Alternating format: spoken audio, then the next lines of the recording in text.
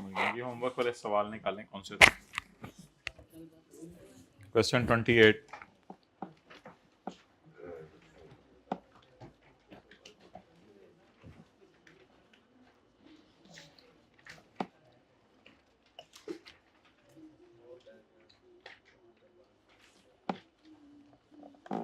Page 599।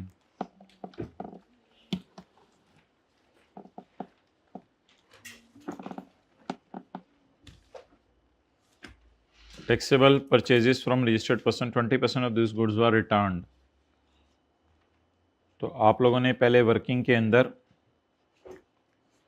बेहतर था इस पे 18% लगा देते, फिर वर्किंग वन में जाके माइनस करते 320 का 20%, जो भी जवाब आया फिर उस पे 18% लगाते।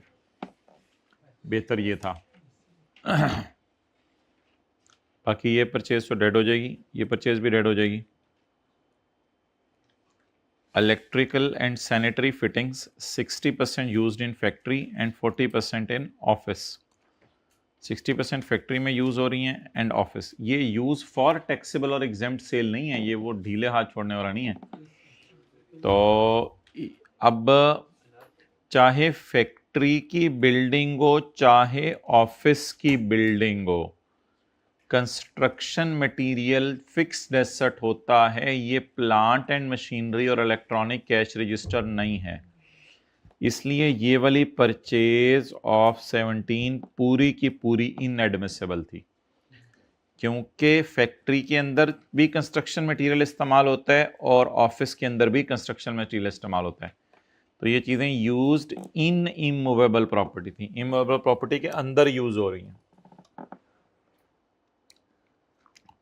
प्लांट मशीनरी तो कोई साइंस नहीं थी, सेल में भी वो 10% सेल माइनस कर देनी थी। बिजली का बिल मार्च 2022 में खुशकिस्मत लोगों के लिए सवाल आया था। बिजली का बिल फरवरी कोई मसला नहीं, हमारे महीने का है, इंक्लूड सेल्स टैक्स, यानी इस पर 18% नहीं लगाना। पता नहीं आंखों की अलाइनमेंट इधर रखें जो क्लास चल रही है। बिजली का बिल में 1.36 इनपुट पड़ा है, 60% ऑफ बिजली फैक्ट्री में चली है और 40% बिजली ऑफिस में जली है। बेहतर है वैसे इसमें कि सिर्फ फैक्ट्री की बिल्डिंग का, ये कभी हमने कॉन्सेप्ट किया नहीं क्लास में डिस्कस, बेहतर है कि फैक्ट्री की बिल्डिंग की बिजली रिकॉर्ड कर लें, क्योंकि ऑफिस की बिल्डिंग की बाकी चीज़ें भी तो रिकॉर्ड करने की इजाज़त नहीं है। ऑफिस की फर्नीचर ख़रीदना, ऑफिस की बिल्डिंग ख़रीदना, ऑफिस की जो है वो इक्विपमेंट ख़रीदना, वो भी तो डिसअलाउ है। तो बेहतर है उनकी बिजली भी डिसअलाउ कर दें। बस इस पर दोनों राय आ सकती हैं, लेकिन बेहतर है कि आप इस पूरे इनपुट की बजाय 1.36 इंटू 60% को ले जाते हैं न्यूमेरिकल। बस ये एक छोटा सा पॉइंट था नया इस सवाल में, और कुछ भी नहीं था। अगला सवाल 26 जी। Goods worth rupees 2,25,000, net of special discount of 75। तो वर्किंग 3 में जो टैक्सेबल सेल है उसमें आपने सेल डाली हुई है, ऊपर से उठा के देखें 2750। इसमें 225 की चीज़ें हैं जो नेट ऑफ डिस्काउंट हैं। These goods were sold to associate, और स्पेशल डिस्काउंट इनवॉइस पे मेंशन नहीं हुआ। भाई हो भी जाता तब भी अलाउड नहीं था, तो सेल टू एसोसिएट हम रिकॉर्ड करेंगे 300 पे। गुड्स वर्थ रुपीज 1,20,000 वह sold to a customer in Multan. हमने पूरी पेमेंट ले ली है नवंबर में। ओ, तो इसका मतलब है कि ये सेल, ये सप्लाई है, लिखें नवंबर की।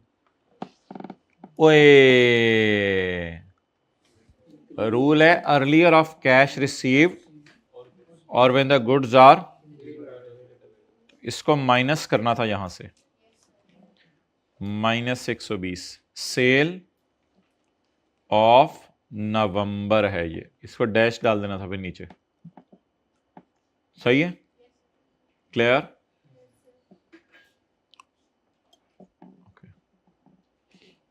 नेक्स्ट, ये हाँ नहीं, 6 मंथ्स यहाँ तो कहीं नहीं है। हाँ नहीं, इनपुट तो ये है ही नहीं, इनपुट तो पता नहीं कब ये चीज़ें खरीदी होंगी, खरीदने का तो उसने नहीं बताया। उसने क्या, मैंने अपनी सेल में डाल दी है 120। हमने कहा इसका तो कैश पहले आ चुका हुआ था, तो सेल सेल तो ये नवंबर की है। कहते बस मैंने बेची तो डाल दी। हमने कहा निकालो बस। बाकी इसके परचेज की बात तो इसकी ये पता नहीं यार कब खरीदी होंगी चीज़ें, कहीं लिखा हुआ कब खरीदी हैं, पता नहीं ये भाई इनपुट की बात क्यों कर रहे हैं। लेकिन करें आप, कोई मसला नहीं, आपका राइट है, लेकिन मुझे बताएं ये चीज़ें कब खरीदी हैं उसने, पता नहीं कब खरीदी होंगी। जब भी कभी खरीदी होंगी परचेज में तो डाल दी होंगी। अब सेल की हर एडजस्टमेंट के साथ सोचना कि इसकी परचेज के साथ क्या हुआ है, ये तो पता नहीं हम किस साइड पर निकल जाएंगे। फिर इस सेल की परचेज के बारे में भी सोच लेते हैं, फिर जीपी परसेंटेज भी उसे देनी चाहिए ताकि परचेज की प्राइस भी मैं निकालूं, तो बहुत लंबी बहस हो जाएगी। फिर हर सेल के साथ अगर परचेज की एडजस्टमेंट सोचेंगे तो फिर तो बात बड़ी अजीब सी हो जाएगी। यानी कि फिर ऐसे ऐसे सवाल हैं कि इन चारों की परचेज सोचनी पड़ेगी फिर, हालांकि हमने तो इन चारों की सेल सोची थी क्लास में, तो ये तो फिर नेवर एंडिंग स्टोरी है।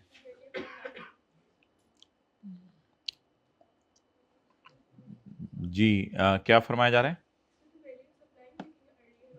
हाँ बस बस सिंपल सी यही ना, बात सिंपल है।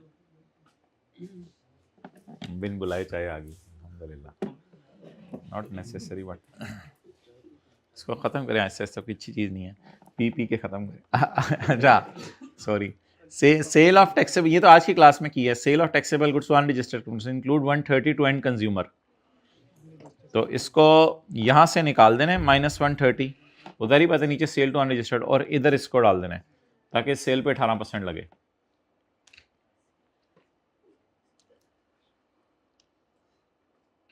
आगे सारे तो तीनों आसान है, इसमें कोई मसला नहीं। Taxable goods worth ₹1.5 lakh were used in business meeting held for promotion of एचए's बिजनेस। अच्छा यार, हम manufacturing and sale of goods का काम कर रहे हैं, तो ये आज जो क्लास में सवाल नहीं किया, own manufactured equipment was used in business for testing purpose in lab, तो ये वही कॉन्सेप्ट है कि अब इसने लिखा नहीं हुआ लेकिन ये अपनी बनाई हुई चीजें होंगी। इस तरह नहीं आप कह सकते ये शायद खरीदी हुई चीजें होंगी, ये अपनी बनाई हुई चीजें होंगी। वो चीजें जो 1.5 लाख की थी वो अपने ही बिजनेस में यूज कर ली, तो इसलिए इसको सेल में डालेंगे। वर्किंग 3 में 150। सप्लाई की डेफिनेशन है ना, putting to business use, supply की डेफिनेशन में जाके पढ़ लीजिएगा, पुटिंग टू बिजनेस यूज, अपनी बनाई हुई चीजें अपने ही बिजनेस में यूज कर लें।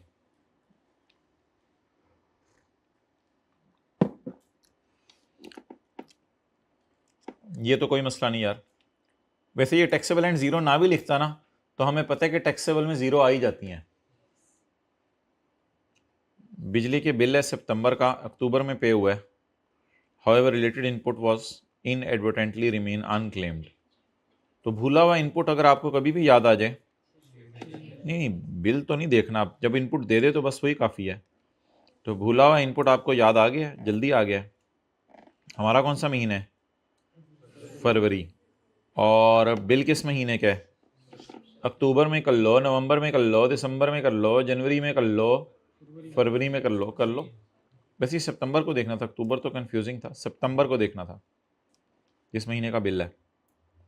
ये वो आज की क्लास की एडजस्टमेंट जिसे मैंने होमवर्क में लिखा था, इग्नोर करना है। ऑडिटर्स ने कहा कि आधा स्टॉक ख़राब हो जाएगा। भाई जब ख़राब होकर बिकेगा तब सेल में डाल देंगे। फिलहाल तो आपका शक क्या ना ख़राब हुआ है, शक क्या ख़राब हुआ है, हो सकता है कल आपको कोई दीवाना आके हम महंगा लेके चला जाए। कई दफ़ा लोगों को चाहिए गली छड़ी चीज़ें होती हैं एक्सपायर हुई हुई, उनके बिजनेस के लिए वो बड़ी काम की होती हैं। अच्छा जी, अगला कौन सा सवाल था? फारक फारक सवाल डाल रहे हैं। अच्छा, this question contains a worst adjustment, इस क्वेश्चन के अंदर एक वर्स्ट एडजस्टमेंट है। असल में ना बच्चों ने इसको एक अलग मशीन समझा होगा, हालांकि 25 लाख और 15 लाख ये इसका ब्रेकअप है। लेकिन इस तरह उसे पूछनी नहीं चाहिए थी एडजस्टमेंट। अगर इस तरह पूछनी थी ना तो उसे लिखना चाहिए था फिक्स्ड एसेट इंक्लूड। अब इधर उसने थोड़ा सी इंडिकेशन दी है, मशीन्स, फिर 2 मशीन्स ए एंड बी, और ऊपर से कॉस्ट भी मिल रही है। तो कितने लोगों ने इस 25 लाख को नीचे वाला 15 और 10 ही समझा था? कितने लोगों ने इस 25 लाख को अलग वर्किंग में डाला था और 15 और 10 लाख को अलग ट्रीट किया था?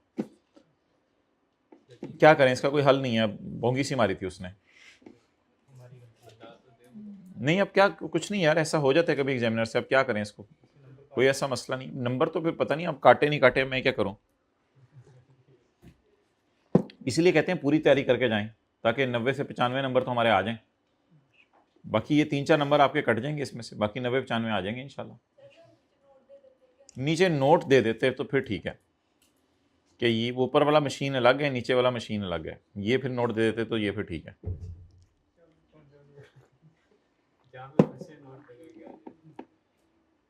नहीं फंस जाए क्या, फंसने का तो पता भी नहीं चलना था ना, मैं ये कह रहा हूं।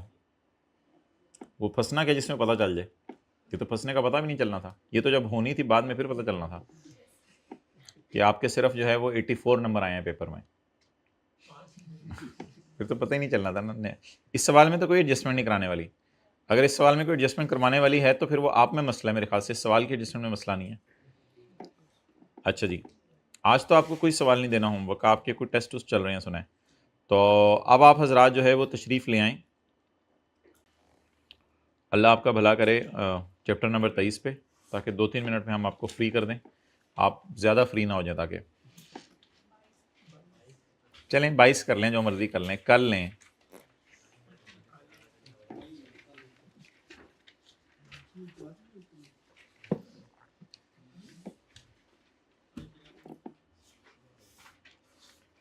इन the light of sales tax act 1990, एक ये लाइट ने साढ़े को बल रही है ताई। Identify the situation under which Inland Revenue may recover the sales tax from a person without issuing him a show cause notice. Also state the procedure for recovery. Short paid amount recoverable without notice. Section कौन सा था? 11A.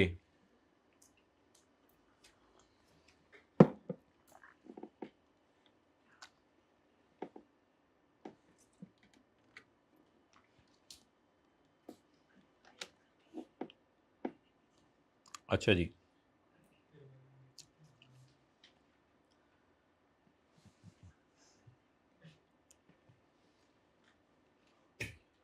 इसको तो टिक कर लेना। Temporary registration ये तो हो गया हुआ है 46 का भी। ये तो जी my dear, concept of provision and final adjustment in relation to apportionment of input, ऐदरा कड्डो जो आज पढ़ा है, पेज नंबर 540, इसमें रूल नंबर 25 का सिर्फ 4th पॉइंट लिख के आना है। 4 है, कौन सा है आखिरी वाला? 4 है। 25 का 4 जरा पढ़े कोई जाके, पेज नंबर 545 पे। Monthly adjustment of input tax shall be treated as provisional. ठीक है, प्रोविजनल भी आपने एक्सप्लेन कर दिया, आगे पढ़ें। And at the end of financial year registered person shall make a final adjustment. तो बस इन नंबर भी देखें, 2 नंबर सवाल, सॉरी 2 नंबर का सवाल है।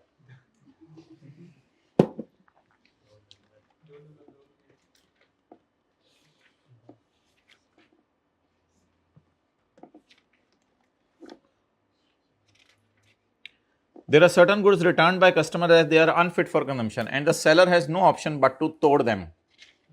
Specify the तरीका, किस तरीके से तोड़े। 2 काम करे, एक तो कमिश्नर से इजाजत ले और दूसरा असिस्टेंट कमिश्नर के लेवल का बंदा आएगा, उसकी मौजूदगी में बम ब्लास्ट करें। आप वीडियो कॉल पे उसको लेके ना करें, उसकी मौजूदगी में उसको बुलाएं जरा।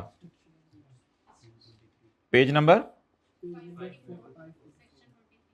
544, रूल 23।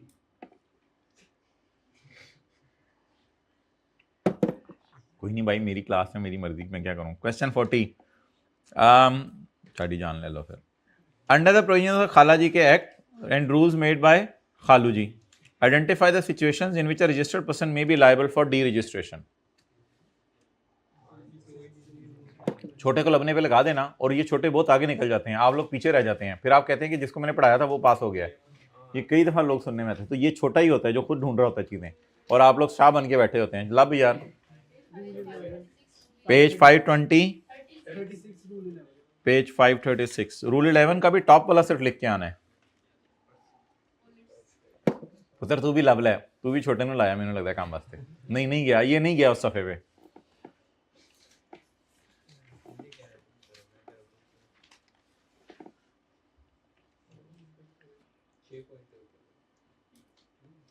ये तो किसी और क्लास में हो गया था। अच्छा, ये मुझे कल की क्लास में याद कराइएगा, क्वेश्चन 37 करेंगे।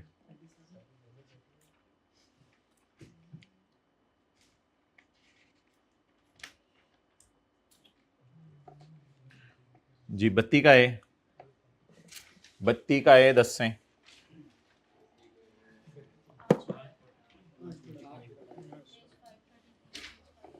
अच्छा, मुझे ये बताएं कि इसमें रेजिडुअल इनपुट कितना था? 20 रुपए था।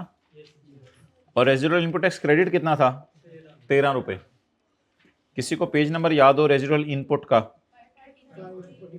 नहीं, ये शुरू वाला था 33। और इसका फॉर्मूला किस में लिख के आना था? 533 वाले में, 545 वाले में? 545 वाले में। जाके वेखा तेनों सवेर वाला भी भुलिया होंगे, मैनू पता है, बाद च आके तो मीनू स्यापा पाना है कित्थों आया सी।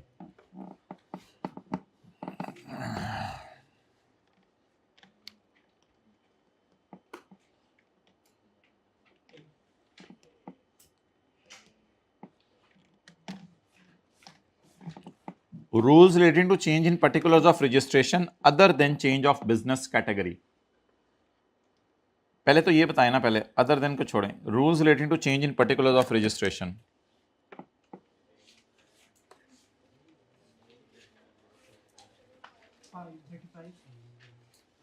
ठीक है, मैं आ रहा हूं इंशाल्लाह 20-22 तक ना। हाँ जी my dear, rule number 7, page number. यार कहते हैं except change in business category. Business category अगर चेंज करनी है तो कहते हैं वो लाइनें लिखने की जरूरत नहीं है, ढूंढ के बताएं कौन सी लाइन इसमें कह रहा है मुझे ना लिख के दो। लास्ट वाली नहीं, मेरे ख्याल से सेकंड लास्ट वाली है। सेकंड लास्ट लाइन पढ़े ना, क्या लिखा हुआ है?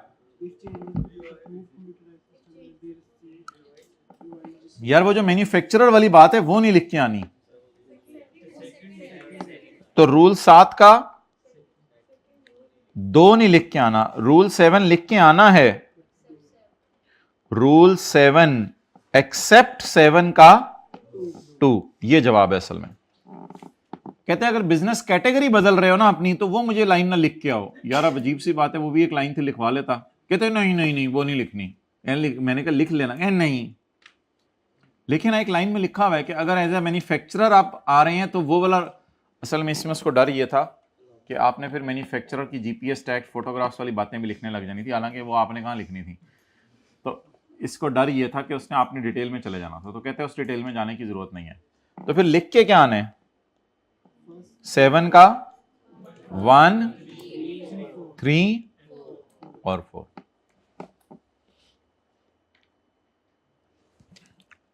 अच्छा, 29 का D, concept of provisional and final adjustment. ये बार बार आ रहा है। हाँ, कौन सा था? ये तो पता है आपको, क्वेश्चन 29 का डी। अच्छा, इसके बाद there are certain goods which needs to be destroyed, 28 का बी। ये तो आपको पता है, ठीक है जी। छुट्टी, ये किस चैप्टर से की है हमने? 22। और चैप्टर 23 से कौन कौन से सवाल किए थे होमवर्क वाले? 26, 28 ये लेक्चर नोट्स में डालेंगे ताकि ऑनलाइन वाले परेशान हों और हाइब्रिड वाले ना आने वाले परेशान हो। वही आज पता नहीं की कर लिया यार, 2 घंटे तो लग गए होने इन्होंने। वीडियो खोलेंगे तो बाद में कहेंगे वीडियो शायद कट हो गई है थोड़ी सी। चलो भाई बंद करो।